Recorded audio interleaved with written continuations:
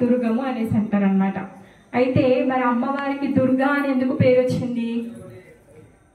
మనం దుర్గా అమ్మవారి పూజ చేస్తున్నాం కదా.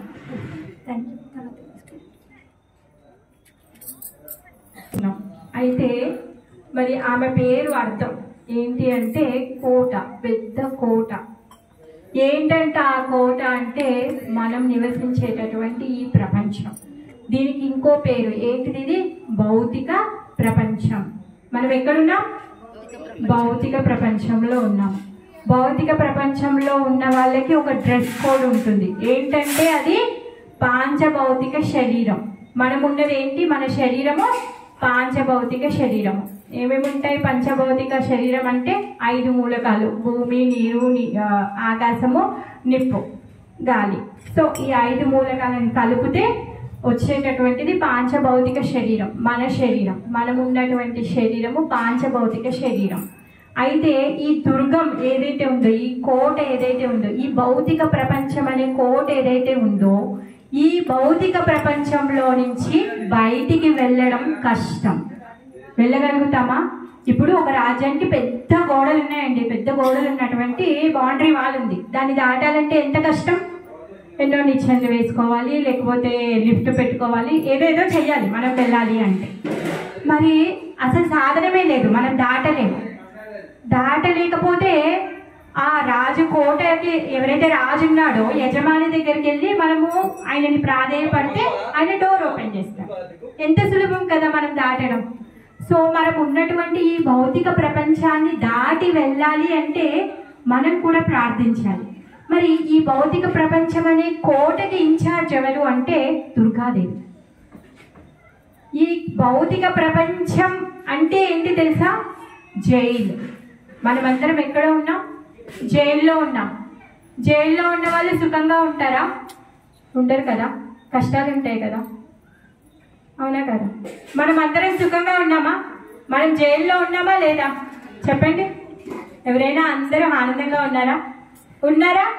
ప్రాబ్లమ్స్ లేకుండా, అనారోగ్యం కాకుండా, లేకపోతే డబ్బులు కానీ, అందం కానీ, చదువు కానీ, ఆరోగ్యం కానీ, అలాంటివి ఏవి ప్రాబ్లమ్స్ లేకుండా ఆనందంగా ఉన్నారా? అందరూ లేరు. అంటే కారణం మనం ఎక్కడున్నాం? జైల్లో ఉన్నాం. జైల్లో ఉన్న వాళ్ళకి కష్టాలు ఉంటాయి. మరి జైలు అంటే ఊరికేనే ఉంటుందా? జైలుకి వాడేనే ఉంటాడు కదా, జైలర్ ఉంటాడు కదా. ఆ జైలరే దుర్గా. ఈ దుర్గమ్మ లాంటి ఈ కోటని చూసుకునేటటువంటి శక్తి కలిగినదే పరాశక్తి దుర్గా. ఆమె మనని చూసుకుంటోంది. ఎలా చూసుకుంటోంది? కొన్ని రూల్స్ అండ్ రెగ్యులేషన్స్ ఉంటాయి. జైల్లో నుంచి బయటికి వెళ్ళనివ్వదు ఎవరిని. జైలర్ ఏం చేస్తాడు? బయటికి వెళ్ళనివ్వరు. మరి ఆ జైల్లో ఉన్న వాళ్ళకి కష్టం. జైలు అంటే సుఖమా? పనిష్మెంట్ ఇవ్వడం కోసమే కదా జైలు ఉన్నది. అంటే అక్కడ కష్టాలు ఉంటాయి. ఆ కష్టాలను అనుభవిస్తే వాడి ప్రవర్తనలో మార్పు వచ్చి మంచి ప్రవర్తకుడు అయితే అప్పుడు ఆ జైలర్ సైన్ చేస్తే వీడు వచ్చిన కాంచి చాలా బుద్ధిమంతుడుగా ఉన్నాడు, ఈయన సత్ప్రవర్తనగా ఉంది, అందుకని చెప్పేసి తను రికమెండ్ చేస్తే అప్పుడు హయ్యర్ అథారిటీ ఏం చేస్తుంది? జైల్లో నుంచి బయటికి పంపిస్తుంది. అలానే మనం ఉన్నటువంటి ఈ జైల్లో మనం ఎన్ని కష్టాలు పడుతున్నామో తెలుసా? జన్మ, జర, మృత్యు, వ్యాధి. ఈ 4 కష్టాలు. అదేంటండి? డబ్బు లేకపోతే కానీ, తిండి లేకపోతే, బట్టలు లేకపోతే చదువు లేకపోతే కదా కష్టం అనిపిస్తుందా? ఆరోగ్యం లేకపోతే కష్టం. అవును, అవన్నీ తాత్కాలికమైన కష్టాలు. పుట్టుక అనేది చాలా పెద్ద కష్టం. అందరూ అమ్మలే ఉన్నారు కాబట్టి అందరికీ తెలుసు పుట్టుక, డెలివరీ ఎంత పెయిన్ఫుల్, అది ఎంత బాధాకరమైంది.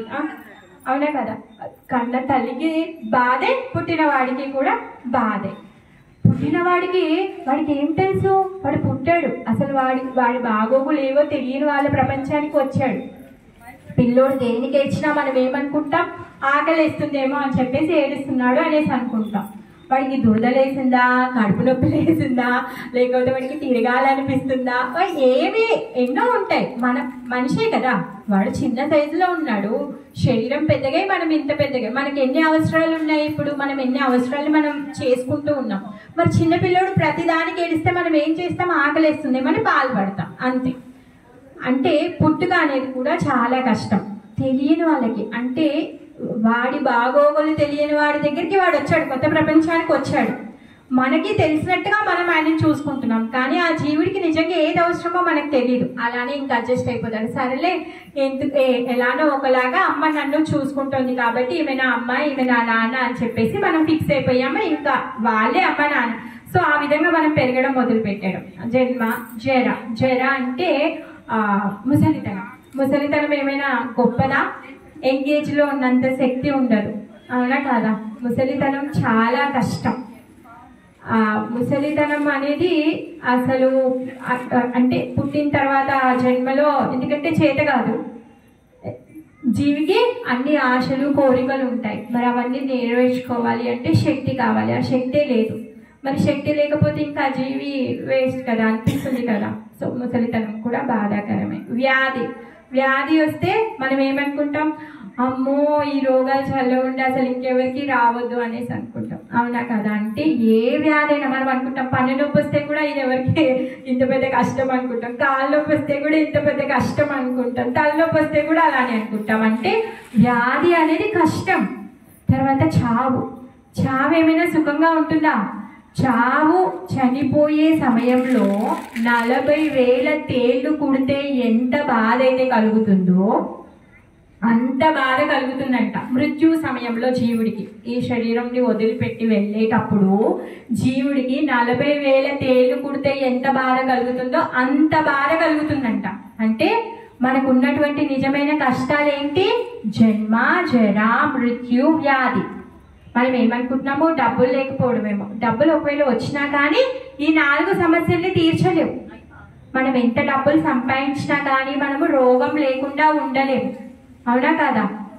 అసలు ప్రతి ఒక్కరికి, పుట్టిన పిల్లోడు కానించి చనిపోయే వాళ్ళందరికీ కూడా ఏదో ఒక వ్యాధి ఉంటూనే ఉంటుంది. ఈ 4 ప్రాబ్లమ్స్, జైల్లో ఉండేటువంటి కష్టాల్లో ఏంటి అంటే మనం ఇక్కడ ఉన్నటువంటి జైల్లో మనం పడేటటువంటి కష్టాలు ఈ 4. మరి ఈ 4 కష్టాల్లో ఉంటూ ఉండగా కూడా ఇంకెన్నో కష్టాలు ఉంటాయి. జైలు ఊరికేనే ఉండదు కదా. అమ్మవారి చేతిలో త్రిశూలం ఉంది, కనిపిస్తుంది కదా. ఆ త్రిశూలంతో తను ఏం చేస్తుంది? రక్తబీజుని చంపుతుంది, మహిషాసుర మర్దిని చంపుతుంది, అవునా కదా? మహిషాసురుడిని చంపుతుంది. మరి మనం అనుకుంటున్నాం మహిషాసురుడిని చంపుతుంది అని, కరెక్టే.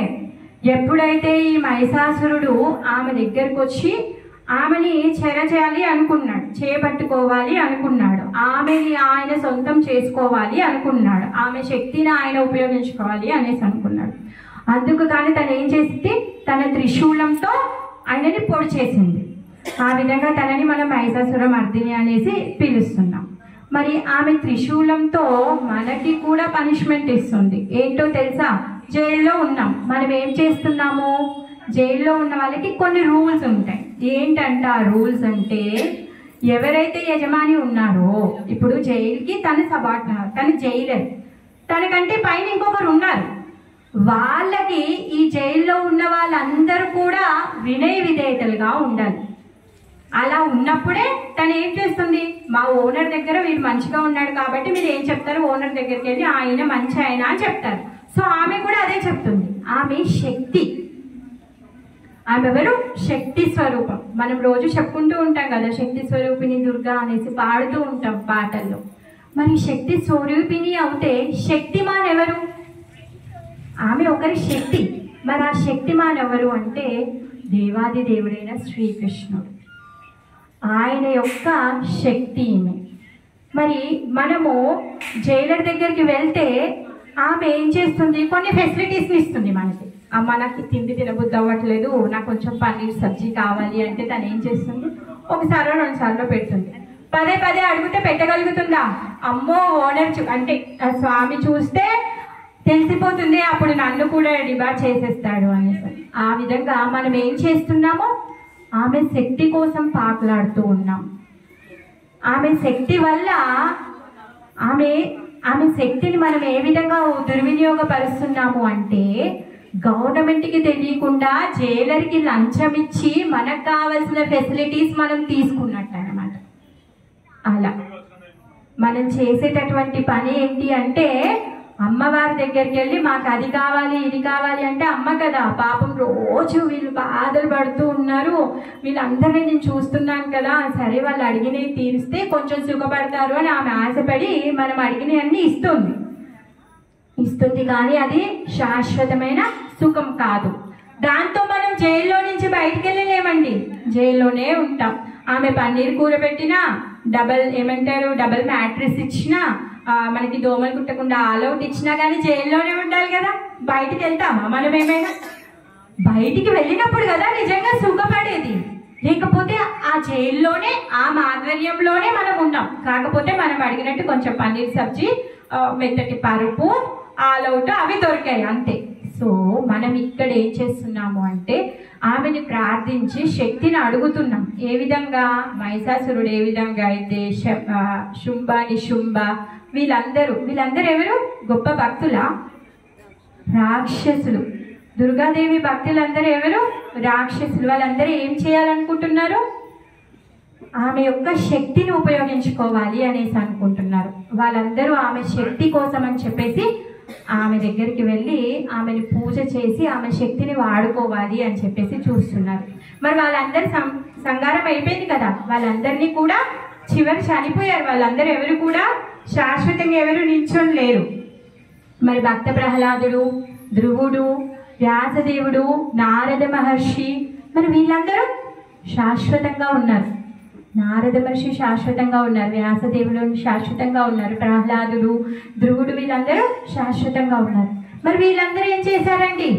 వీళ్ళందరూ నిజమైన స్వామి యొక్క భక్తి చేశారు. మరి ఈమె పాత్ర ఏంటి?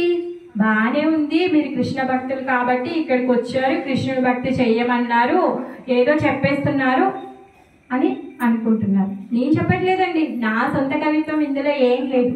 ఏదైతే వేదాలు చెప్తుందో, ఏదైతే కృష్ణుడు చెప్తున్నాడో, ఏదైతే భగవద్గీత చెప్తుందో, ఏదైతే బ్రహ్మదేవుడు చెప్తున్నాడో ఆ విషయాలు మాత్రమే నేను చెప్తున్నాను. అయితే బ్రహ్మదేవుడు ఏం చెప్తున్నాడంటే, నేను కొంచెం శ్లోకాల్లో అందుకనే సృష్టి స్థితి ప్రళయ సాధన శక్తి రేఖా ఛాయే వయస్య భువనాని బిభర్తి దుర్గా ఇచ్ఛానురూపమపి యస్య తచేష్టతే సా గోవిందమాది పురుషం తమహం భజామి. ఆ గోవిందుడైన ఆది పురుషుడైన దేవాది దేవుడైన శ్రీకృష్ణుణ్ణి నేను పూజిస్తున్నాను, నేను భజిస్తున్నాను అని ఎవరు పాడుతున్నారు? బ్రహ్మదేవుడు పాడుతున్నాడు. బ్రహ్మదేవుడు బ్రహ్మ సంహితలో చెప్తున్నాడు. ఏమంటున్నాడు? సృష్టి స్థితి ప్రళయ సాధన శక్తి రేఖ. ఈ సృష్టి స్థితి ప్రళయ అంటే ఈ భౌతిక ప్రపంచంలో ఉన్నటువంటి అన్ని లోకాలు కూడా, ఎన్ని లోకాలు ఉన్నాయి తెలుసా? 14 లోకాలు ఉన్నాయి. ఈ 14 లోకాల యొక్క సృష్టించడము, పోషించడము, తర్వాత ప్రళయం వచ్చినప్పుడు లయం అవ్వడం, ఇవన్నీ కార్యాలు కూడా శక్తితో జరుగుతున్నాయి. ఎవరి శక్తితో జరుగుతున్నాయి? దుర్గమ్మ వారి శక్తితో జరుగుతూ ఉన్నాయి. మరి ఈమె ఎలా పనిచేస్తుంది అంట? ఛాయేవ యస్య అంటే కృష్ణుడి యొక్క ఛాయ. కృష్ణుడు ఎలా కదిలితే ఆయన ఛాయ అలా కదులుతుంది, మనం ఎలా కదిలితే మన యొక్క నీడ అలానే కదులుతుంది కదా.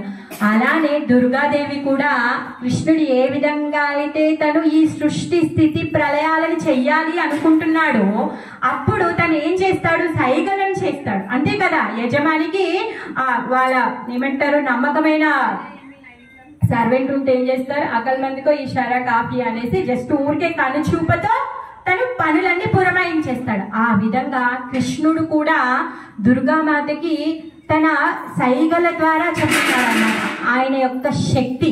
ఎవరు అంటే కృష్ణుడి యొక్క బాహ్య శక్తి. మరి మనం ఓన్లీ శక్తిని పూజించి శక్తిమాన్ని పూజించకపోతే మళ్ళీ జైల్లోనే ఉండాల్సి వస్తుంది అనమాట. అందుకనే మనము ఆమె యొక్క స్వామిని పూజించాలి, అప్పుడు ఆమె చాలా హ్యాపీగా మనకి వరాలను ఇస్తుంది. లేకపోతే శుంభ నిశుంభ వీళ్ళు బాగా తపస్సు చేసి అమ్మవారి దగ్గర చాలానే శక్తులు పొందారు. చివరికి ఏమైంది? వాళ్ళు సంహరింపబడ్డారు. అదే విధంగా మనము కూడా దేవాది దేవుడి యొక్క ఆయన అనుమతిని, ఆయన యొక్క గొప్పతనాన్ని స్వీకరించకుండా అమ్మ దగ్గర నుంచి మనకు కావలసినవి లంచం ఇచ్చి పన్నీర్ కూర లాంటివన్నీ తెప్పించుకున్నాం అనుకోండి, అప్పుడు ఏమవుతుంది? మనము చీటింగ్ చేయబడ్డాం. మనం ఏదో ఒకరోజు సీసీటీవీలో దొరికిపోతాం. అప్పుడు మళ్ళీ మనకి పనిష్మెంట్ దొరుకుతుంది అనమాట. అందుకనే మరి ఎవరిని పూజించాలి? దేవాది దేవుడైన శ్రీకృష్ణుడిని పూజించాలి.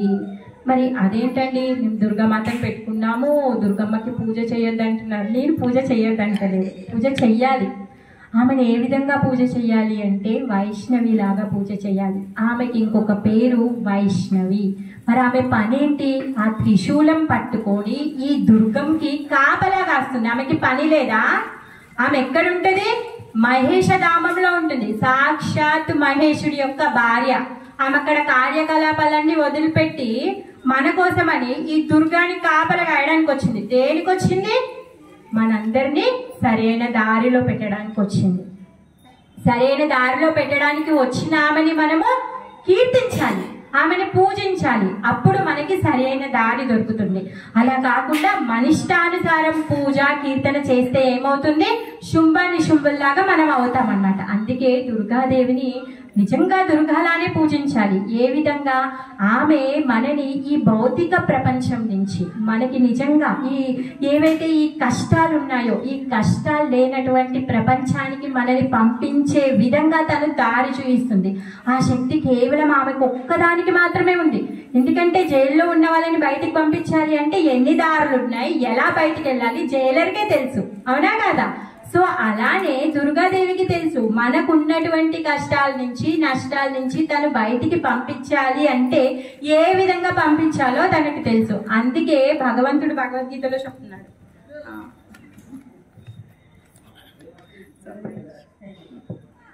7.14 దైవీహేష్యా గుణమయీ మమ మాయా దురత్యయా మామేవాయే ప్రపద్యంతే మాయామేతాం తరంతి తే.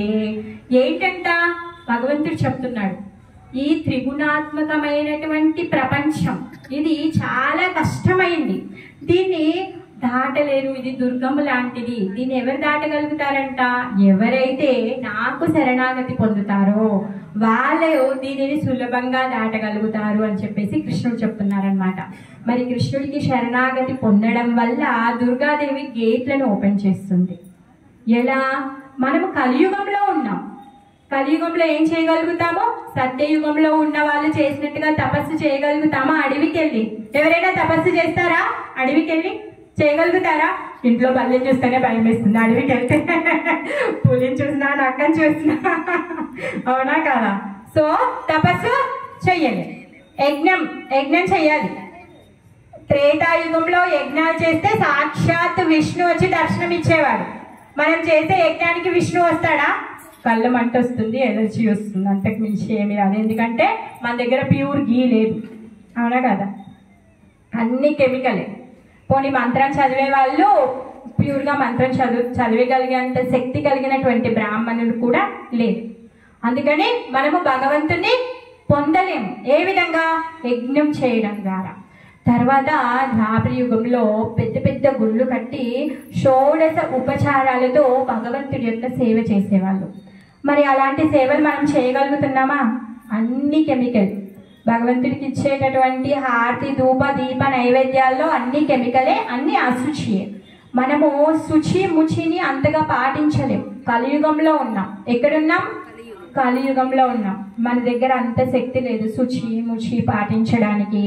మనము తిన్న చేతితోనే అన్ని ముట్టేసుకుంటాం, అవునా కదా? వెంగిలతోనే అన్ని వడ్డించుకుంటూ ఉంటాము. తర్వాత అసలు మనం మర్చిపోతాం కూడా, చెప్పులు వేసుకుంటాము, చేతులు కడుక్కోవడం మర్చిపోతాము. అంటే మన దగ్గర అంత శక్తి లేదు. చెప్పులు ముట్టుకున్నాక మనం ఏం ముట్టుకోము, కానీ మర్చిపోతాం, షూస్ వేసుకొని వెళ్ళిపోతాం బజార్, అవునా కదా? ఆ విధంగా మనం శుచిని ముచిని పాటించలేము. అంత శక్తి మనకు లేదు. ఎందుకు? కలియుగంలో ఉన్నాం, ఈ దుర్గంలో ఉన్నాం. ఈ దుర్గంలో ఉన్న వాళ్ళకి క్వాలిటీస్ ఇవన్నీ: జన్మ జరా మృత్యు వ్యాధితో పాటు అల్పాయుషు. సత్యయుగంలో ఉన్న వాళ్ళు 1,000 సంవత్సరాలు బ్రతికే వాళ్ళు. త్రేతాయుగంలో ఉన్న వాళ్ళు 10,000 సంవత్సరాలు బ్రతికే వాళ్ళు. ద్వాపర యుగంలో ఉన్న వాళ్ళు 1000 సంవత్సరాలు బ్రతికే వాళ్ళు. కలియుగంకి వచ్చేసరికి 100 సంవత్సరాలు. ఏంటి ఆ 100 సంవత్సరాలు ఎవరు ఉంటున్నారో కూడా తెలియదు, అవునా? సో మరి ఇలాంటి పరిస్థితుల్లో మనం ఏం చేయగలుగుతామో? గొప్ప యజ్ఞాలు, తపస్సు, దేవత ఆరాధన ఏమీ చెయ్యలేం. అందుకే భగవంతుడు దయామయుడు మనకి ఏం చేశాడు అంటే కలియుగంలో హరినామ యజ్ఞం చేయమని చెప్పాడు. ఏంటంట హరినామ యజ్ఞం. హరే కృష్ణ కృష్ణ కృష్ణ హరే హరే, హరే రామ రామ రామ హరే హరే అనే ఈ మంత్రాన్ని జపం చేస్తే చాలు. మీరు సత్యయుగంలో చేసినటువంటి తప ఫలితం, ద్వాపర యుగంలో చేసినటువంటి ఆరాధన ఫలితం, త్రేతాయుగంలో చేసినటువంటి యజ్ఞ ఫలితాన్ని మీరు పొందుతారు. అందుకే దీన్ని ఏమంటారు? జప యజ్ఞము అనేసి అంటారు. కలియుగంలో ఏం యజ్ఞం చేయాలి? జప యజ్ఞం మాత్రమే మనం చేయగలుగుతాం. ఎందుకంటే మన దగ్గర అర్హత లేదు, మన దగ్గర సోర్స్ లేదు వేరే చేయడానికి. భగవంతుడు చాలా దయమయుడు. ఎందుకంటే మన దగ్గర ఆయుష్ లేదు, అదృష్టం కూడా అంతా లేదు, మతి మరుపులం. పోనీ వేదాలు చదువుకోగలుగుతామా మనము? లేదండి. ఒక్క వేదం చదవడానికి 18 సంవత్సరాలు పడుతుంది. 4 వేదాలు చదవాలి అంటే 18 × 4. ఇంకెప్పుడు నువ్వు సాధన చేసేది? అన్ని వేదాలు చదివిన తర్వాత అర్థం చేసుకోవాల్సింది ఏంటి? దేవాది దేవుడైన శ్రీకృష్ణుడికి శరణాగతి పొంది ఆయన యొక్క పాద సేవ చేయాలి అని నేర్చుకోవాలి. అందుకే భగవంతుడు దయామయుడు కాబట్టి మనకి భగవద్గీతను అందించారు. ఏం చెప్తారు? అన్ని ధర్మాలని వదిలేసి నాకు శరణాగతి పొందండి అనేసి చెప్తారు. మాది శ్లోకం చెప్పండి.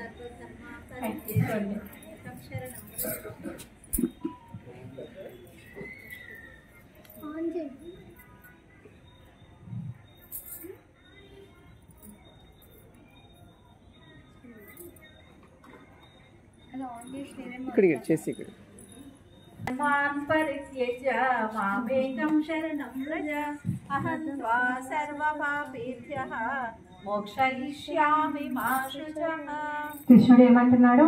అన్ని ధర్మాలని వదిలేయండి, నన్ను శరణాగతి పొందండి, నేను మిమ్మల్ని చూసుకుంటాను, మీ యొక్క పాపాలన్నీ తీర్చేస్తాను అనేసి చెప్తున్నారు.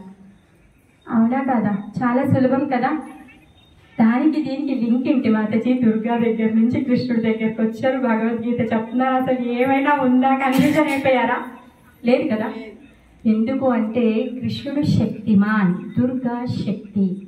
మరి ఇప్పుడు నేను మీ ఇంటికి వచ్చి మీ ఆయనకి ఇన్విటేషన్ ఇవ్వకుండా నేను మీకు ఒక్కదానికి ఇన్విటేషన్ ఇచ్చాను. అప్పుడు ఏమంటారు?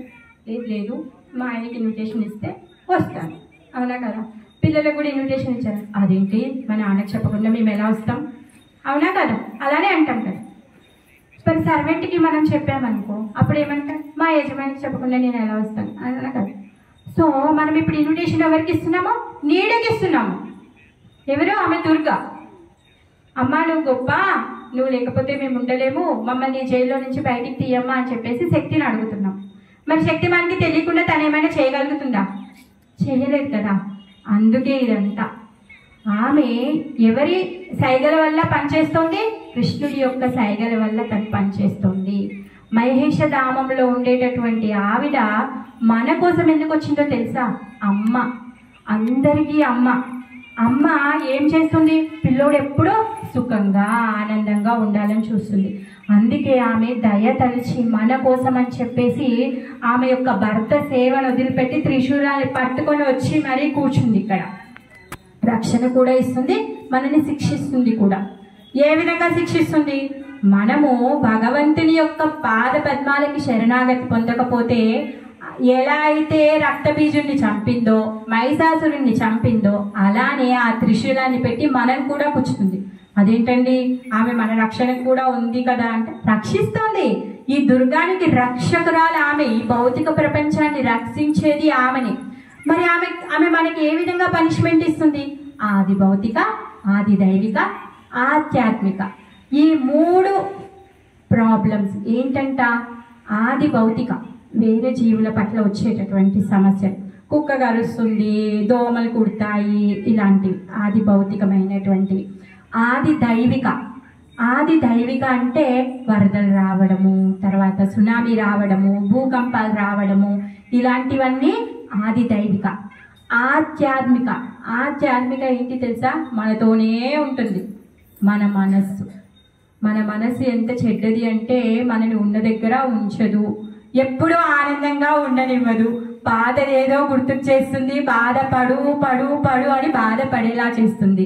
ఒకవేళ బాధపడకుండా ఇగ్నోర్ చేస్తే కూడా మాతాజీ అలా రోడ్డు మీదకి వెళ్తున్నాను అనుకోండి, మాతాజీ నన్ను చూసింది, అదేంటి నిన్ననే కదా మాతాజీ చూసింది, కనీసం నా వైపు తిరిగి చూడకుండా హరే కృష్ణ కూడా చెప్పకుండా వెళ్ళిపోయింది, అప్పుడే మర్చిపోయింది ఈ మాతాజీ.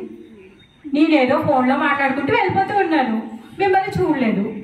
కానీ మీ మనసు కాదు కాదు కాదు, ఏమైందో ఏమో, మరి మాతాజీ ఏం చెప్పిందేమో నా మీద, అందుకేమో నాకు హరే కృష్ణ కూడా చెప్పకుండా వెళ్ళిపోతుంది. ఇంత అంజాన్ కొట్టేసిపోతుందా ఈమె? అవునా కదా? మనసు ఊకుంటుందా? అమ్మా పీల్చి పిప్పి వేస్తుంది ప్రతిరోజు, ప్రతి క్షణం, ప్రతి ఒక్క దాంట్లో. అక్కడ ఉన్నదాన్ని లేనట్టుగా, అది కొంచెం ఉంటే చాలా పెద్దగా. అవునా కదా? ఇవన్నీ ఎందుకు పడుతున్నాను తెలుసా? ఆమె ఇచ్చే పనిష్మెంట్, జైలర్ ఇచ్చే పనిష్మెంట్ అది. మరి వీటన్నింటినీ దాటిపోవాలి, ఇవన్నీ మనము పొందొద్దు అంటే అప్పుడు ఏం చేయాలి? అదే శరణాగతి. కృష్ణుడు చెప్తున్నాడు, ఎవరైతే నా శరణాగతి పొందుతారో వాళ్ళు ఈ దుర్గాన్ని చాలా సులభంగా దాటిపోగలుగుతారు. 7.14 మాతాజీ, అదే ఇందాక చదివిన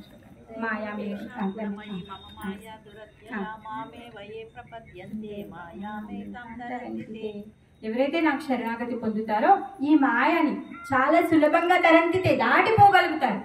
ఎంత సులభంగా దాటిపోగలుగుతారు అంటే, ఆవు డెక్కలో ఎన్ని నీళ్లు ఉంటాయి అంత చిన్నగా అయిపోతుంది మనకి భౌతిక ప్రపంచంలో ఉన్నటువంటి కష్టం.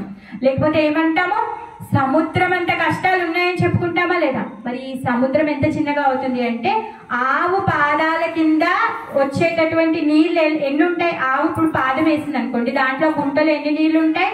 ఇంత పెద్ద సముద్రం అంత చిన్నగా అయిపోతుంది. అది ఎవరు చేస్తారు? ఆమె చేస్తుంది. ఆమెనే చేస్తుంది. ఆమె మనకి దారి చూపిస్తుంది. ఎప్పుడైతే మనము కృష్ణుడికి శరణాగతి పొందుతామో, ఆయన యొక్క శక్తిగా తనని ఎప్పుడైతే పూజిస్తామో, అప్పుడు ఆమె మనకి దారి చూపిస్తుంది. ఆమె మనకున్నటువంటి ఈ ఆధ్యాత్మిక, ఆది భౌతిక, ఆది దైవిక క్లేశాలు ఏవైతే ఉన్నాయో అవి ఉండవు ఇంకా. అప్పుడు మీరు ఏం చేస్తారో ఆనందంగా ఉంటారు. మనం ఏం చేస్తున్నాం? పొద్దున్న నుంచి రాత్రి వరకు కష్టపడుతున్నాం. దేనికోసం? ఆనందం కోసం. అవునా కదా? ఇది చేస్తే ఆనందం వస్తుందో, ఇది చూస్తే ఆనందం వస్తుందో, ఇది తింటే ఆనందం వస్తుందో, ఇది వింటే ఆనందం వస్తుందో, ఇది కొంటే ఆనందం వస్తుందో కదా? కొంటున్నాం, వింటున్నాం, చూస్తున్నాం, తిరుగుతున్నాం, కానీ ఆనందం ఎక్కడా రావట్లేదు. అవునా కదా? ఎందుకు రావట్లేదంటే వాటిల్లో ఆనందం లేదు. మరి సంపూర్ణమైన ఆనందం ఎక్కడుందంట? దేవాది దేవుడైన శ్రీకృష్ణుడి దగ్గర ఉంది. మరి ఆ నిజమైన ఆనందం పొందాలి అంటే ఆయన యొక్క నామాన్ని జపం చేయాలి, ఆయన యొక్క నామాన్ని కీర్తన చేయాలి కదా? హ్యాపీగా ఉండాలి అంటే ఏం చేయాలి? భగవంతుడి యొక్క నామ జపం చేయాలి. ఓకే, అర్థమైందా? Thank you. సో మరి భగవంతుడి యొక్క నామమే ఎందుకు జపం చేయాలి? భగవంతుడి యొక్క నామానికి భేదం లేదు. మీరు రామ అని రాస్తే రాముడు ఏ విధంగా అయితే సాక్షాత్తుగా ఉన్నారో ఆ నామంలో కూడా రాముడు ఉన్నారు. రామనామానికి రామునికి భేదం లేదు. అందుకే భగవంతుడి యొక్క నామ జపం చేయాలి. మీరు దాహం వేసిందనుకోండి, వాటర్ వాటర్ వాటర్, నీళ్ళు నీళ్ళు నీళ్ళు నీళ్ళు అంటే మీకు దాహం తీరుతుందా? తీరదు. మీరు నీళ్ళు తాగితేనే మీకు దాహం తీరుతుంది. కానీ రామనామం ఎలాంటిది అంటే, మీరు రామ అంటే రాముడి యొక్క సాన్నిధ్యాన్ని మీరు పొందుతారు, కృష్ణ అంటే కృష్ణుడి యొక్క సాన్నిధ్యాన్ని మీరు పొందుతారు. రీసెంట్గా నరసింహస్వామి సినిమా చూశారు కదా? ప్రహ్లాద్ మహారాజ్ ఏం చేశాడు? నిత్యం ఏం చేశాడు? అనుక్షణం భగవంతుడి యొక్క ధ్యానం చేశాడు. అవునా కదా? భగవంతుడి యొక్క సాన్నిధ్యాన్ని పొందాడు. ఎలా? ఆయన యొక్క నామ జపం ద్వారా. నామంలో ఉన్నటువంటి విలువ అలాంటిది అనమాట. అందుకే భగవంతుడి యొక్క నామ జపం చేయాలి అనేసి చెప్తారనమాట. అయితే దుర్గామాతకి ఏమి ఇష్టం తెలుసా? మనం దుర్గామాతకి ఏమి ఇష్టమైతే అది చెయ్యాలి, అంతే కదా? ఇప్పుడు నేను మీరంటే నాకు ఇష్టం అంటే మీకు ఏదైతే ఇష్టమో నేను అది చేస్తే అప్పుడు మీరు హ్యాపీగా ఫీల్ అవుతారు. అలా కాకుండా మీకు జలుబు ఉంది అనుకోండి, మా ఇంటికి వచ్చారు, లేదు లేదు జ్యూస్ బాగుంటుంది మాతాజీ అని చెప్పేసి చిల్డ్ జ్యూస్ తీసి ఇచ్చాను అనుకోండి, అప్పుడు లేదు మాతాజీ నాకు జలుబు ఉంది, నాకు ఇది లేదు లేదు మాతాజీ ఇది మంచిది తీసుకోండి అంటే మీరు తీసుకుంటారా? తీసుకోరు కదా. మీకు ఏది మంచిదో నేను తెలుసుకొని మీకు ఇస్తే, కొంచెం గోరువెచ్చని నీళ్ళు ఇస్తే మీరు హ్యాపీగా ఫీల్ అవుతారు. అలానే దుర్గామాతకి ఏమి ఇష్టమో తెలుసా? చెప్పాలా అందరికీ? తను ఏం తింటుందో తెలుసుకుంటారా? చెప్పనా? ఓకే. ఒకరోజు ఏమైంది అంటే నారదుల వారు ఏం చేస్తూ ఉంటారు?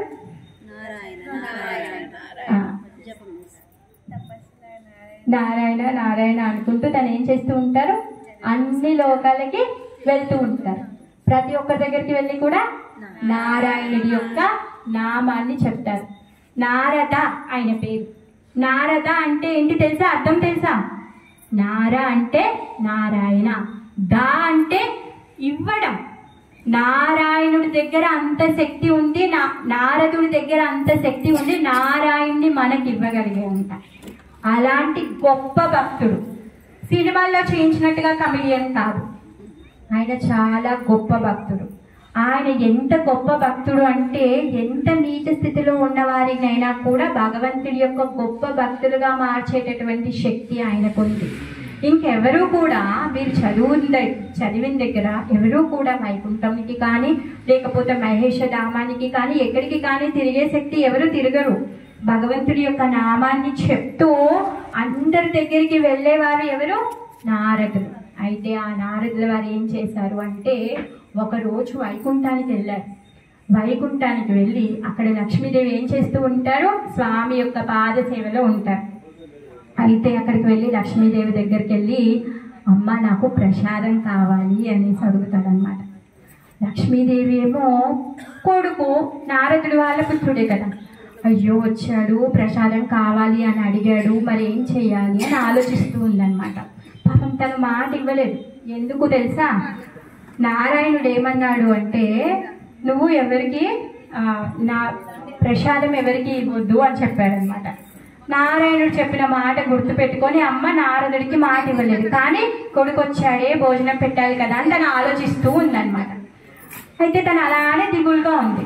నారాయణుడు ఏంటి లక్ష్మి ఇలా ఉన్నావు అనేసి అంటే అప్పుడు లక్ష్మీదేవి ఏమంటుంది అంటే ఈరోజు నారదుడు వచ్చాడు, ప్రసాదం అడిగాడు, మీరేమన్నారు నా ప్రసాదం ఎవరికి ఇవ్వద్దన్నారు కదా, అందుకనే నేను ఆలోచిస్తున్నాను తనకి ఇవ్వలేకపోయానని బాధపడుతున్నాను, ఒకవేళ ఇస్తే మీరు చెప్పినటువంటి మాటని జవదాటిన దాని అయిపోతాను కదా అని ఆలోచిస్తున్నాను అనేసి అంటే నారాయణుడు ఒక నవ్వు నవ్వి సరేలే నేను చూస్తుండగా ఎవరికి ఇవ్వద్దు, నేను చూడనప్పుడుగా నువ్వు ఇవ్వు అనేసి అంటాడనమాట.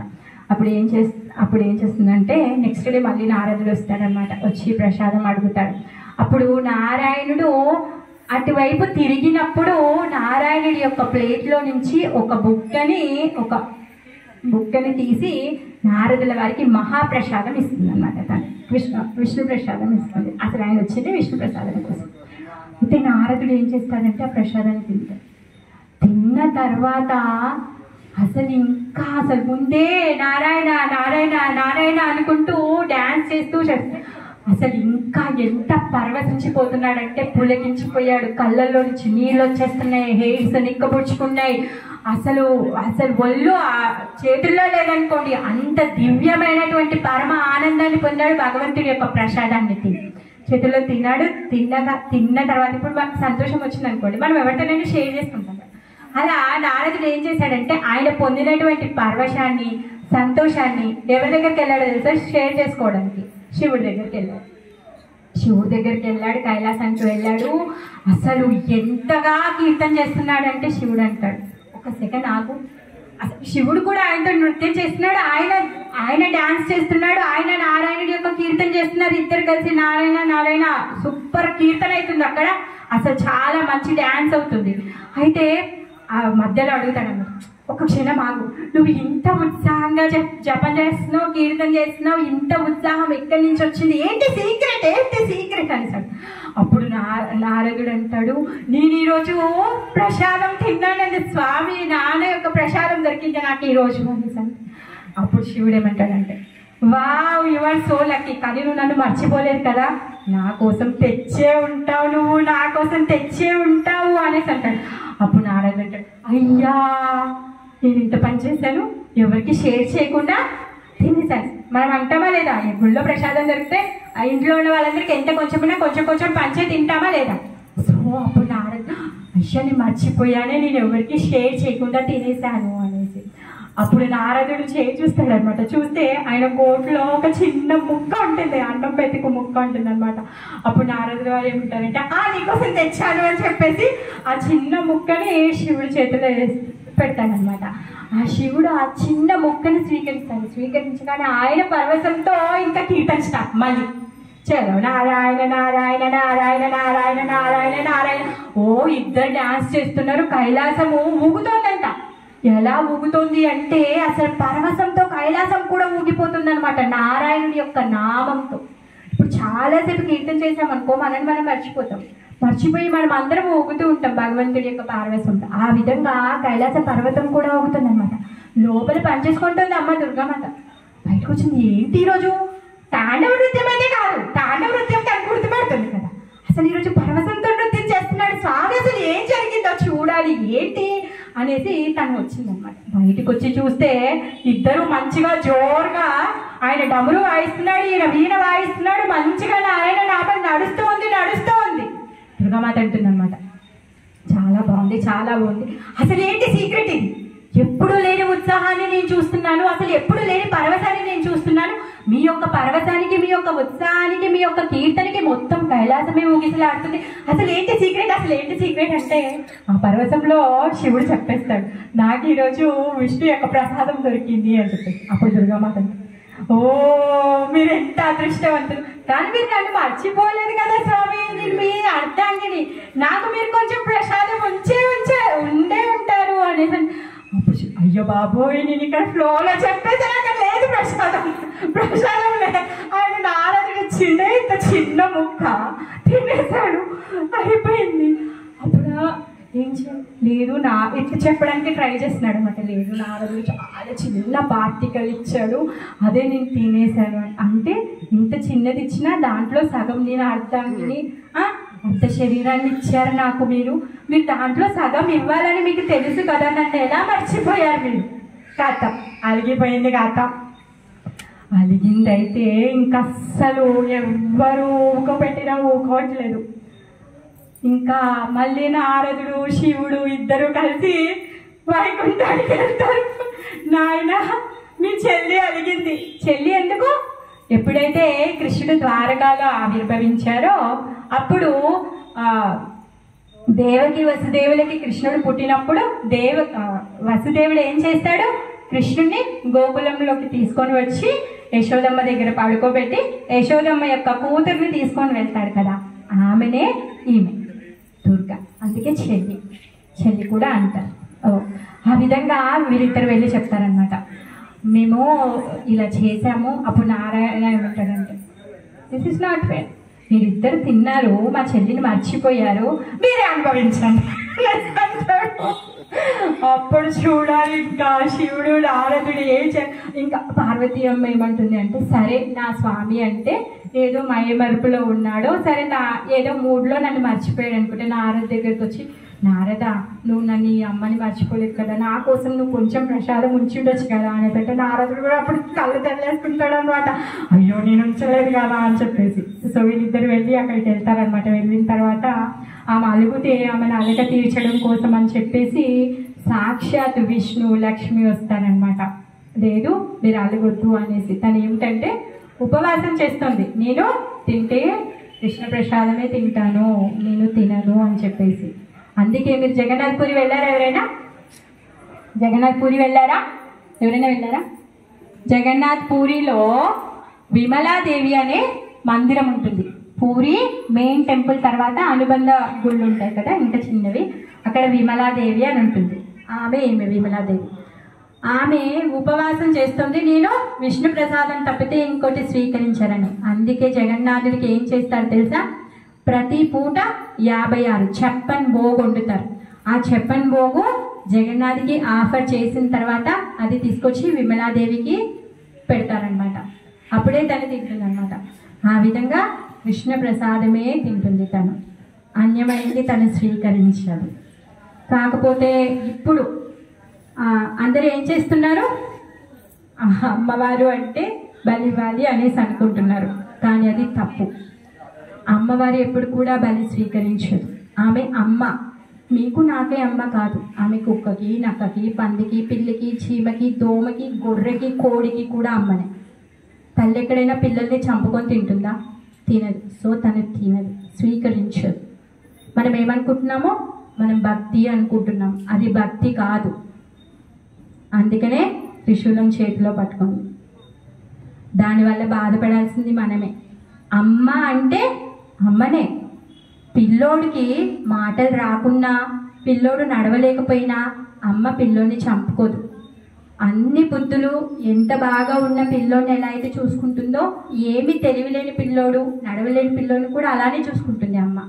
అదేవిధంగా మనకి 2 కాళ్ళుండి నడుస్తున్నామని చెప్పేసి మనని ఒకలాగా, 4 కాళ్ళ జీవిని ఒకలాగా అమ్మ చూసుకోదు. మనకంటే ఎక్కువ ప్రేమ కలిగిన ఆమె. మనం ఓన్లీ మన ఇంట్లో, మన కడుపులో ఈ జన్మలో పుట్టిన వాళ్ళ పట్లనే మనం ప్రేమ చూపిస్తాం. ఆమెకు అలాంటి భేదం లేదండి. ప్రతి ఒక్కరి పట్ల ఆమెకి ప్రేమ ఉంది. భౌతిక ప్రపంచము అంటే ఈ ప్రపంచంలో అన్ని జీవులు ఉన్నాయి. చెట్టు పుట్ట కూడా జీవే. స్థావర జంగమాలు, సృష్టి స్థితి ప్రళయ సాధన శక్తి రేఖ. సృష్టించడానికి ఎన్నైతే జీవులు ఉన్నాయో, ఏంటా జీవులు? నడిచేటివి, నడవడివి, చెట్లు, ప్రతి ఒక్కటి కూడా, నీళ్ళలోవి, ఆకాశంలో తేలేటివి, ప్రతి ఒక్క జీవి కూడా ఆమె యొక్క పిల్లలు. ఆమె పిల్లల్ని ఆమె స్వీకరించదు. ఎలా స్వీకరిస్తుంది తెలుసా? కృష్ణుడి యొక్క భక్తులు అయితే ఆమె చాలా హ్యాపీ ఫీల్ అవుతుంది. ఎందుకంటే ఈ జన్మ జరా మృత్యు వ్యాధి అనే జైల్లో నుంచి బయటికి వెళ్ళడానికి ప్రయత్నిస్తున్నారు. జైల్లో ఉంటే ఆనందం ఉంటుందా? ఉండదు.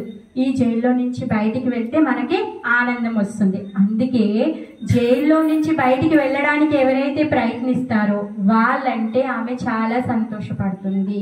వాళ్ళకి దారి చూపిస్తుంది. అప్పుడు జైలర్ దగ్గరికి వెళ్ళి, నేను వచ్చేసాను, ఏదో ఒక తప్పు చేశాను స్వామి, ఇక్కడికి వచ్చేసాను, ఇప్పుడు నన్ను బయటికి తీసుకెళ్లే మార్గం చెప్పండి అంటే చెప్తాడా లేదా? నువ్వు పొద్దున్నే లేవు, ఈ పని చేయి, పెడితే తింటారు, నువ్వు ఇలా చేయి, బుద్ధిమంతుడుగా ఉండు, నేను ఒక 6 నెలలు చూసిన తర్వాత నీకు లెటర్ రాసి బయటకు పంపించేస్తాను అవునా కదా? సో మరి ఆమె చేయదా? ఆ పని చేస్తుంటాను. కాకపోతే మనం ఏం చేస్తున్నామో అలా చెయ్యట్లేదు. ఆమెకి ఏదైతే నచ్చుతుందో ఆ పని మనం చెయ్యట్లేదు. మనకు నచ్చిన పని మనం చేసుకుంటున్నాం. సో మనకి నచ్చిన పని ఆమెని నచ్చినట్టుగా ఒప్పుకోమని మనం ప్రాధేయపడుతున్నాం. జైలర్ ఒప్పుకుంటాడా? రివాల్వర్ తీస్తాడు అవునా కదా? సో అందుకే ఆమె త్రిశూలాన్ని పట్టుకొని కూర్చుంది అనమాట. సో మరి ఏం చేయాలి? హరే కృష్ణ మహామంత్ర జపం చేయాలి. ఆమెను ఏ విధంగా కొలవాలి? వైష్ణవిగా కొలవాలి, దుర్గగా కొలవాలి. మన యొక్క ఇంద్రియ తృప్తి కోసం కొలవద్దండి ఆమెను. అలా కొలిచిన వాళ్ళందరూ ఏమయ్యారు? శుంభ, నిశుంభ, రక్తబీజ, మహిషాసుర, వీళ్ళందరూ ఏమయ్యారు? ఎంతో మంది వాళ్ళకి శక్తులు కావాలి, సిద్ధులు కావాలి అని చెప్పేసి ఎంతో మంది తపస్సు చేశారు దుర్గాదేవి. వాళ్ళందరూ ఏమయ్యారు? సంహరించబడ్డారు. ఎవరు శాశ్వతంగా నారదుడిలాగా, ప్రహ్లాదుడిలాగా, ధ్రువుడిలాగా, వీళ్ళలాగా ఎవరు లేరండి. ఉన్నారా? వాళ్ళెవరు చరిత్రలో లేరు. వాళ్ళందరూ కూడా చరిత్రలో అంతా వెళ్ళిపోయారు. అందుకే మనం ఏం చేయాలి? ఎవరైతే శాశ్వతంగా చరిత్రలో ఉన్నారో, ఎవరైతే గొప్ప వాళ్ళు ఉన్నారో వాళ్ళు నడిచినటువంటి దారిలో మనం నడవాలి. అంతేకాని అసురులైనటువంటి శుంభ నిశుంభ దారిలో మనం నడవకూడదు. వాళ్ళ దారిలో నడిస్తే మనం కూడా సంహరించబడతాం. మనకు చాలా ఏమంటారు వాల్యుబుల్ లైఫ్. ఏ విధంగా అంటే, కుక్క ఉంది. కుక్క ఆలోచించగలుగుతుందా? గొర్రె ఆలోచించగలుగుతుందా? మనిషి ఆలోచించగలుగుతాడు కదా? మనిషికి ఎందుకు ఆలోచన శక్తి ఉంది చెప్పండి? మనిషికి ఎందుకు ఆలోచన శక్తి ఉంది? ప్రొటెక్ట్ చేసుకుంటాడు కదా తనని తాను. గొర్రె చేసుకుంటుందా? చేసుకోదు. ఇప్పుడు ఒక గొర్రెల గుంపు తీసుకొచ్చారనుకోండి, దాన్ని స్లాటర్ హౌస్ దగ్గర పెడితే ఒకటి చనిపోయిన తర్వాత ఇంకోటి వెళ్తూనే ఉంటుంది, దాని వెనకే పోతుంది, దానికి తెలియదు పాపం. అదే మనిషి ఏం చేస్తాడు? ఒక 10 మందిని కిడ్నాప్ చేసి ఒక రూమ్లో పెట్టారనుకోండి, ఒకడు లోపలికి వెళ్ళి వాడి సంగతి తెలియకముందే మిగిలిన 9 మంది పలాయనం తెగిస్తారు అవునా కదా? సో అలాంటి విచక్షణ శక్తిని భగవంతుడు మనకి ఇచ్చాడు. ఎందుకు ఇచ్చాడు అంటే, ఈ దుర్గమైనటువంటి ఈ భౌతిక ప్రపంచం, ఈ జన్మ జరా మృత్యు వ్యాధి ఏవైతే క్లేశాలు ఉన్నాయో ఈ జైల్లో నుంచి బయటికి వెళ్ళడానికి ఇచ్చాడు. ఇక్కడే పడి ఉండడానికి ఇవ్వలేదు. జైల్లో ఉండడానికి ఎవరైనా ఇష్టపడుతున్నారా? ఎవరికైనా ఇష్టమా జైల్లో ఉండడం? మరి జైల్లో నుంచి బయటికి వెళ్ళాలి అంటే ఆమెకి నచ్చినట్టుగా మనం చెయ్యాలి. దేవలో దుర్గమయ్యకి జై. హరే కృష్ణ. ఎవరికైనా ఏమైనా సందేహాలు ఉంటే అడగండి. ఎందుకు హరే కృష్ణ మహామంత్రమే జపం చేయాలి అడగండి.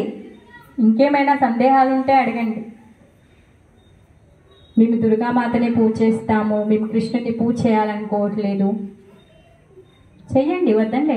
నేను కూడా మొక్కుతాను దుర్గామాతకి. నేను చాలా పెద్ద ఫ్యాన్ని, ఆమెకి నేను చాలా పెద్ద ఫ్యాన్ని. అంటే ఇంగ్లీష్లో నేను కూడా చాలా భక్తురాన్ని ఆమెకి. ఎందుకంటే ఆమె చేసేటటువంటి త్యాగము ఎవరు చేయలేరు. ఆమె ఎంతే త్యాగం చేస్తుంది మన కోసం, మన యొక్క జీవితం కోసం తను త్యాగం చేస్తుంది. ఎందుకు? తల్లికి ఉన్నటువంటి ప్రేమ పిల్లల మీద. పిల్లోడు కొంచెం అల్లరి చేస్తున్నాడు అనుకోండి, తల్లి ఏం చేస్తుంది? వాడు బుద్ధిమంతుడు అవ్వాలి అని ఎంతో ప్రయత్నిస్తుంది. అవునా కదా? పిల్లోడికి ఎగ్జామ్ అవుతే తల్లే తను ఎగ్జామ్ రాసినట్టుగా పొద్దున్నే లేచి వాడికంటే ముందు లేవాలి, బాక్స్ ప్రిపేర్ అవ్వాలి, వాడు చదువుకోవాల్సిన ఆన్సర్ షీట్స్ ముందర పెట్టాలి. వాడు వెళ్ళేటప్పుడు అరే ఈ క్వశ్చన్కి ఏదో తెలుసా నీకు, ఏబిసి అమ్మ నేర్చుకొని అమ్మ చెప్తుంది. ఆ విధంగా తను కూడా రెడీగా ఉంది, మన కోసం పోరాడుతూ ఉంది. తను అమ్మ అంటే ఎవరికైనా ఇష్టం. మీకు కూడా ఇష్టం కదా మీ అమ్మ అంటే. సో నాకు ఇష్టం, చాలా ఇష్టం. మరి అమ్మకి నచ్చినట్టుగానే మనం ఉండాలి. అమ్మకి పాయసం ఇష్టం అంటే పాయసమే పెట్టాలి అమ్మకి. అలా అని చెప్పేసి అమ్మకి కారం వేసి పెడతాను అంటే అమ్మకి ఇష్టం లేదే. సో ఎలా? అందుకే అమ్మకి ఏం నచ్చుతుందో అదే మనం చేయాలి. అదే బుద్ధిమంతుడైన కూతురు కొడుకు చేయాల్సిన పని. అప్పుడు అమ్మ చాలా సంతోషంగా ఉంటుంది. సంతోషంగా ఉంటే ఏమవుతుంది? నువ్వు వెళ్ళి 10 రూపీస్ అడిగావు అనుకో, అమ్మ 20 రూపీస్ ఇస్తుంది. అఫ్కోర్స్ ఇప్పుడు 10 రూపీస్ ఎవరు ఇవ్వట్లేదు. 100 రూపీస్ అడిగావు అనుకో, ½ లీటర్ ఐస్ క్రీమ్ అడిగావు అనుకో, 1 లీటర్ ఐస్ క్రీమ్ ఇస్తుంది. నేనైతే అలానే చేస్తాను. మా అమ్మాయి ఒకవేళ ½ లీటర్ ఐస్ క్రీమ్ అడిగింది అనుకో, నేను 2 ఫ్లేవర్స్ 2 లీటర్స్ తెచ్చి పెడతాను. అవునా కదా? అలానే దుర్గాదేవి కూడా ఆమె యొక్క ఆశీస్సులు మనకి కావాలి అంటే ఆమెకి ఏది ఇష్టం, ఆమె మనం ఏ విధంగా ఉంటే ఆమె నచ్చుతుంది, అలా మనం మెసులుకోవాలి. ఆమె వైష్ణవి. అన్న అంటే చాలా ఇష్టం. అన్న అంటే చాలా ఇష్టం. ఎందుకు ఇష్టం తెలుసా? ఎందుకు అంటే ఆయనే ఆమె యొక్క స్వామి.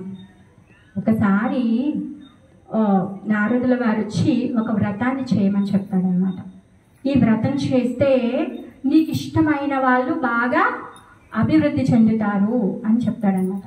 అప్పుడు ఇప్పుడు ముహూర్తం వస్తుంది, నువ్వు ఈ ముహూర్తానికి నువ్వు ఈ వ్రతాన్ని చెయ్యి అని చెప్తాడు. అప్పుడు పార్వతీదేవి ఏం చేస్తుంది తెలుసా? ఎవరి కోసం ఆ వ్రతం చేస్తుంది తెలుసా? కృష్ణుడి కోసం ఆ వ్రతం చేస్తుంది. ఎందుకు అంటే అందరికీ స్వామి అతనే కాబట్టి. అదేంటండి మీ ఇష్టం వచ్చినట్టు కథ కలిపిస్తున్నారు, శివుడి కోసం తను వ్రతం చేస్తుంది ఎవరైనా అంటారా? చెప్పండి అని అడగండి. అడిగితే కదా ఆ సందేహం వచ్చిందా? వస్తుంది. ఎందుకంటే రావాలి. అలా రావడమే ఇది. అవును, కృష్ణుడి కోసమే చేస్తుంది. ఎందుకంటే శివుడి చేతిలో ఏముంది? త్రిశూలం, ఇంకా జపమాల.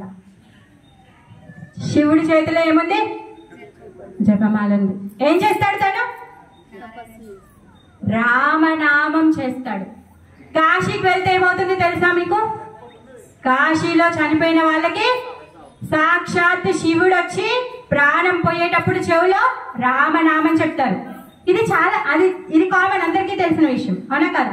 ఇప్పటికీ కూడా కాశీలో చనిపోయిన వాళ్ళ మృత శరీరము కుడి చెవు పైకి ఉంటుంది. అది చీమ కాని, దోమ కాని, బల్లి కాని, నక్క కాని, పిల్లి కాని, వాళ్ళ యొక్క కుడి చెవి పైకి ఉంటుంది. ఎందుకంటే ఆ కాశీ క్షేత్రంలో చనిపోయేటప్పుడు సాక్షాత్ పరమశివుడు వచ్చి రామనామాన్ని చెవులో చెప్తాడు. ఆయన స్వామి ఎవరు? రాముడు. మరి ఆయనే కృష్ణుడు. అందుకే ఆయన స్వామి బాగుంటే ఈయన కూడా బాగుంటాడని చెప్పి ఆమె వ్రతం ఎవరి కోసం చేసింది? కృష్ణుడి కోసం చేసింది. అలా మరి శివుడు ఎందుకు అలా ఉన్నాడు? తను ఏం చేస్తున్నాడు? చేతిలో అక్షమాలను పెట్టుకున్నాడు. ఏం చెప్తున్నాడు? రామ మంత్రాన్ని చెప్తున్నాడు. తలలో ఏం పెట్టుకున్నాడు? గంగని. గంగ ఎవరో తెలుసా? గంగా విష్ణు యొక్క పాద జలం, విష్ణు పాదోదక జలం గంగ. విష్ణు యొక్క పాదాలు కడిగినటువంటి ఆ పరమ జలాన్ని తన శిరస్సులో పెట్టుకున్నటువంటి పరమ భక్తుడు ఆయన. ఆ విధంగా తన స్వామి ఆమె ఇద్దరు కలిసి కైలాసంలో ఏం చేస్తారో తెలుసా? కైలాసంలో బ్రహ్మ, నారద, తుంబుర, ఆ కుబేర, సనక, సనందన, సనతనాది అందరినీ కూర్చోపెట్టుకొని శ్రీమద్ భాగవతం యొక్క శ్రవణం చేస్తారు. శివుడు ఎప్పుడు శ్రీమద్ భాగవతాన్ని చెప్తూ ఉంటారు, వీళ్ళందరూ కూడా శ్రీమద్ భాగవతాన్ని వింటూ ఉంటారన్నమాట. వాళ్ళ ఫ్యామిలీ ఎప్పుడు అలా గడుస్తూ ఉంది. సో అందుకే వాళ్ళకి నచ్చిన పనులు మనం చెయ్యాలి. అందుకే మనము భగవంతుడి యొక్క నామ జపం చెయ్యాలి. అప్పుడు తను చాలా సంతోషపడుతుంది. సో ఇంకేమైనా డౌట్స్ ఉన్నాయా? ఏమైనా డౌట్స్ ఉంటే అడగండి. ఇక్కడే దగ్గరలో శివాలయం ఉంది. శివాలయంలో ప్రతి శనివారం కూడా భగవద్గీత మీద ప్రవచనాలు అవుతూ ఉంటాయి. మీరందరూ కూడా రావచ్చు. నాకు ఈ అవకాశాన్ని ఇచ్చిన మీ అందరికీ కూడా ధన్యవాదాలు. ఇంతసేపు ఓపికగా విన్నందుకు మీ అందరికీ నా హృదయపూర్వక ధన్యవాదాలు. సో మీకు అంటే మీరు ఇంతసేపు కూర్చొని విన్నందుకు మీకు హెల్ప్ఫుల్ అయ్యిందా లేదా? హ్యాపీయా లేదా? అయ్యి బాబోయ్ ఈయన ఎవరు వచ్చారు, మా టైం వేస్ట్ అయిందని ఎవరైనా అనుకుంటున్నారా? అనుకుంటే చెప్పండి, నో ప్రాబ్లం, నేనేమి అనుకోను. మీ అందరికీ కొంచెమన్నా స్ఫూర్తి కలిగింది అలా ఏమైనా అనిపిస్తే ఆశీర్వదించండి. సో ప్రతి శనివారం ఇక్కడ క్లాసెస్ అవుతాయి, మీరందరూ రావచ్చు. ఈ రోజులు ఎటువంటివంటే చాలా బిజీ రోజులు. అమ్మా ప్లీజ్ నాకేమవుతుంది, నేను పొందుతాయి చేతులు. చాలా బిజీ రోజులు, టెక్నికల్ రోజులు. ఒక పుస్తకం చదవడం కానీ ఒక పేపర్ చదవడం కానీ ఉండేంత తీరిక కాదు ఈరోజు టెక్నాలజీ. అమ్మ వద్దు, టెక్నాలజీ, నేను టీచర్ని కదా, నిలబడే చెప్తా పాఠాలు. కాబట్టి టెక్నికల్ యుగం కాబట్టి పుస్తకం చదవడం అనేది లేదు. మరి పుస్తకాలలోనే ఇలాంటి ప్రవచనాలు ఉంటాయి, లేదా ఇలాంటి పెద్దలు చదువుకున్న విద్వత్మనులు చెప్పేటువంటి మాటల్లో ఉంటాయి. మరి మీలాంటి వాళ్ళు ఇంత ఓపికగా ఇంత ఒక ఆధ్యాత్మిక ప్రవచనాన్ని అందించినందుకు మనసా హృదయ రీతిలో మీకు అభినందనలు, ధన్యవాదాలు తెలుపుతున్నాం.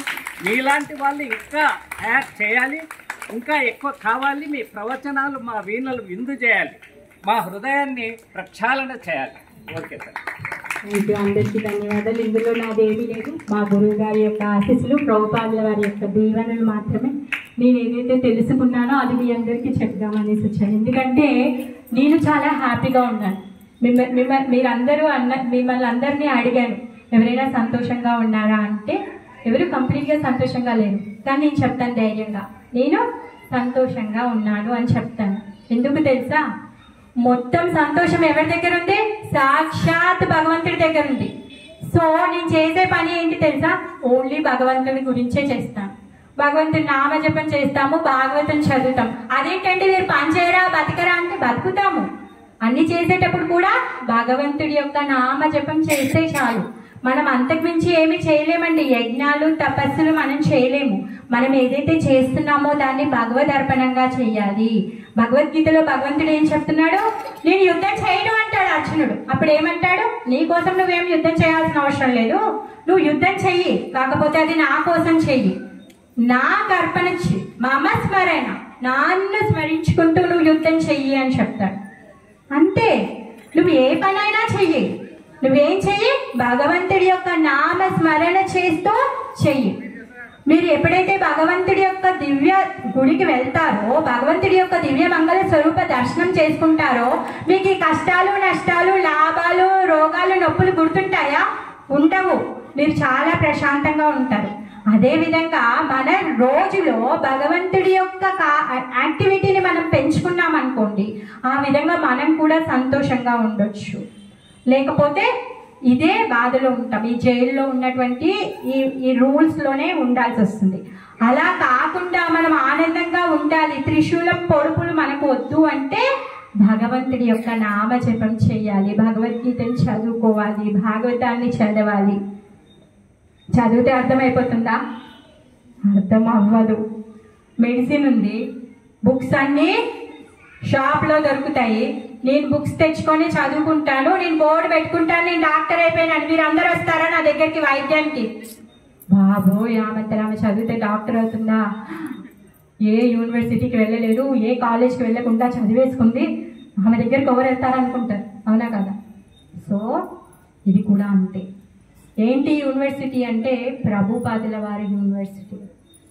ఏసీ భక్తి వేదాంత శ్రీల ప్రభుపాదుల వారు, ఈయన ఇస్కాన్ సంస్థని స్థాపించారు. ఆయన యొక్క ఆధ్వర్యంలో భగవద్గీతని పంచుతూ ఉంటారు. మామూలుగా మీరు రోడ్ల మీద కానీ గుళ్ళ దగ్గర కానీ మీరు చూసే ఉంటారు. మరి ఈ భగవద్గీతని ఈ యొక్క గురు పరంపరలో మనం చదువుకున్నాం అనుకోండి, యథాతథంగా మనం అర్థం చేసుకోగలుగుతాం. ఏ విధంగా అయితే పుస్తకాలు తెచ్చుకొని మెడిసిన్ మనం సొంతగా చదువుకోలేమో, అదేవిధంగా భగవద్గీతని శ్రీమద్ భాగవతాలని చదువుతాం, కానీ దాంట్లో ఉన్నటువంటి నిగూఢమైన రహస్యాన్ని మనం అర్థం చేసుకోలేము. ఎవరైతే గురువులు చెప్పారో వాళ్ళ దగ్గర నుంచి శ్రవణం చేయడం వల్ల మనం అర్థం చేసుకుంటాం. ఎవరంటే వాళ్ళ దగ్గరికి వెళ్ళి మీరు చెప్పండి మేము చేసుకుంటాము అర్థం చేసుకుంటాము అంటే మళ్ళీ మోసపోతాం. అలా కాదు, నిజమైన గురువు ఎవరో మీరు తెలుసుకోవాలి అంటే దానికి ఒక ప్రమాణం ఉంది. సాధు, శాస్త్ర, గురు, ఈ ముగ్గురు ఒకే విషయాన్ని ఆమోదించాలి. గురువు చెప్పినటువంటి విషయము శాస్త్రంలో ఉండాలి, శాస్త్రంలో ఉన్నటువంటి విషయము సాధు పురుషులు ఆమోదించాలి దాన్ని. అప్పుడే మీరు వెళ్ళి ఆయన దగ్గరికి వెళ్ళి మీరు గురువుగా స్వీకరించి ఆయన దగ్గర నుంచి భగవంతుడి యొక్క జ్ఞానాన్ని పొందాలి. అలా కాకుండా ఎవరో ఒకరు దారిన పోయే వాళ్ళు వచ్చి నేను చెప్తాను అంటే మీరు వినకూడదు, అది సరైనది కాదు, మళ్ళీ మోసపోతారు. మానవ శరీరం వచ్చింది చాలా అదృష్టం. ఎందుకంటే భూమి మీద 84 లక్షల జీవులు ఉన్నాయి. 84 లక్షల జీవులు ఎందుకు ఉన్నాయి? అందరు మనుషులు ఎందుకు లేరు? ఎందుకు అంటే మనకున్నటువంటి కోరిక ప్రకారంగా ఈ జీవులన్నీ ఏర్పడ్డాయి. నాకు ఒకవేళ మాంసం తినాలనే కోరిక ఉందనుకోండి, చనిపోయేటప్పుడు కూడా మాంసం తినాలి అనే కోరిక వచ్చిందనుకోండి, నెక్స్ట్ లైఫ్లో పులిలాగానో సింహంలాగానో నక్కలాగానో పుడతాను. అది రక్తం తాగాలనే కోరిక ఉందనుకోండి, దోమలాగా పుడతాను. సో మనకున్నటువంటి కోరికల వల్ల, ధనం మీద వ్యామోహం ఉందనుకోండి, తిజోరిలో బల్లిలాగానో ఇంటి ముందర కుక్కలాగానో లంక బిందెల్లో పాములాగానో పుడతాం. ఇన్ని రకాల జీవులు ఉన్నాయి. ఎందుకున్నాయి? మన యొక్క కోరికానుసారమే మనం ఆ రూపాలను పొందుతున్నాం. పోండి, చచ్చిపోయిన తర్వాత ఎవరు చూస్తారండి, బతుకున్న రోజు తిని బతికేస్తాం. ఏంటమ్మా నువ్వు చెప్పేది, ఇందాక నుంచి చెప్తున్నావు, చాలు చాలు. లేదమ్మా, చనిపోయిన తర్వాత ఉంది future plan, future plan, future plan. ఏం చేస్తున్నాము? పిల్లోని LKGలో జాయిన్ చేయగానే టాప్ ఇన్స్టిట్యూట్ లో జాయిన్ చేస్తాము, వాడి ఫ్యూచర్ బాగుండాలి అని చెప్పేసి చూస్తున్నాం. మరి మన ఫ్యూచర్ ఎప్పుడు బాగుంటుంది? ఎప్పుడైతే మనము మంచి పద్ధతిలో ప్రయాణిస్తాము, ఎప్పుడైతే మనం ఏదైతే చెయ్యాలో, ఏదైతే నిజమైన ధర్మం ఉందో ఆ ధర్మ ప్రకారంగా మనం నడుచుకుంటామో అప్పుడు మన ఫ్యూచర్ బాగుంటుంది. పిల్లోడు స్కూల్కి వెళ్ళకుండా స్కూల్ ఎగ్గొట్టి వాడు బయట తిరుగుతాడు, వీడియో గేమ్లు ఆడతాడు అంటే వాడి ఫ్యూచర్ బాగుంటుందా? బాగుండదు. సో మనం కూడా వేదాలు చెప్పేటటువంటి నియమ నిబంధనల్ని పాటించకుండా మన ఇష్టానుసారం మనం బ్రతుకుతాము అంటే కుక్కలాగా పిల్లిలాగా పుట్టాల్సిందే. దీన్ని యాక్సెప్ట్ చేయాలి. లేదు లేదు చనిపోయిన తర్వాత నేను చూడను అంటే నేను ఒప్పుకోను. ఎందుకంటే మీరు అన్ని కంట్రోల్ చేయలేరు. టాయిలెట్ వస్తే ఆపుకోగలుగుతారు ఎవరైనా? సో టాయిలెట్ వస్తే మనమే ఆపుకోలేం, పరుగులు తీస్తాం, అవునా కదా? కొంచెం సేపు బాత్రూమ్ గుర్తుకొస్తే ఇంకా ఫాస్ట్గా వెళ్తాం, అవునా? అదేవిధంగా మనం దేన్ని కంట్రోల్ చేయలేము. అందుకే కొన్ని నియమ నిబంధనలు అనేవి ఉన్నాయి. ఆ నియమ నిబంధనలు ఎప్పుడైతే మనం పాటిస్తామో మన ఫ్యూచర్ బాగుంటుంది. అప్పుడు మనము మనుషుల్లాగా ఉంటాం, లేకపోతే మనుషుల రూపంలో పశువుల్లా ఉంటాం. ఆ 4 కాళ్ళ జంతువుకి 2 కాళ్ళ జంతువుకి తేడా అనేది ఉండదు అనమాట. మరి ఇవన్నీ దారి ఎవరు చూయిస్తున్నారు? దుర్గాదేవి చూయిస్తోంది. తను ఎందుకు అంటే తన పిల్లల పైన ఉన్నటువంటి మమకారం, ఆమెకు ఉన్నటువంటి అపారమైన ప్రేమ. అందుకే ఆమె మననందరినీ కూడా సక్రమమైన పద్ధతిలో పెట్టి మననందరినీ నిజంగా ఎక్కడైతే ఆనందంగా ఉంటామో అక్కడికి పంపించడానికి తను సిద్ధంగా ఉన్నారు. మనం ఆమె శరణాగతి పొంది ఆమెని ఏ విధంగా అయితే పూజించాలో ఆ విధంగా పూజిస్తే మనం వెళ్తాం. అలా కాకుండా మనం లంచం ఇస్తే శుంభలాగా ఇక్కడే సంహరింపబడతాం. సో జై బలో దుర్గామయ్యకి జై. హరే కృష్ణ. ఇంకా నేను రోజు సోమవారం నుంచి గురువారం వరకు సాయంత్రం 6 నుంచి 7 గంటల వరకు ఆన్లైన్లో క్లాసెస్ కూడా చెప్తాను. ఎవరికైనా వినాలి అంటే స్టోరీస్ చెప్తూ ఉంటాను, సో అది వినాలంటే జాయిన్ అవ్వచ్చు. బుధవారం గురువారం రోజు శ్రీమద్ భాగవతం గురించి కూడా చెప్తాను. శ్రీమద్ భాగవతము 12 స్కందాలు ఉంటుంది. 12 స్కందాల్లో మొత్తం సృష్టి ఎలా ఆరంభించబడింది, ఎప్పుడు ఆరంభించబడింది, తర్వాత మన్వంతరాలు ఏంటి, బ్రహ్మ ఆయువు ఏంటి, జీవుడు ఎలా పుట్టాడు, భగవంతుడి యొక్క లీలలు ఏంటి, భగవంతుడు ఎన్ని అవతారాలు తీసుకున్నాడు, ప్రతి ఒక్క విషయం కూడా అన్నీ కూడా శ్రీమద్ భాగవతంలో ఉంటాయి. ఆ శ్రీమద్ భాగవతం కూడా బుధవారం గురువారం రోజు నేను ఆన్లైన్లో చెప్తాను. ఎవరికైనా వినాలని ఉంటే ప్లీజ్. మొబైల్ నెంబర్ చెప్పు. నా మొబైల్ నెంబర్ 7013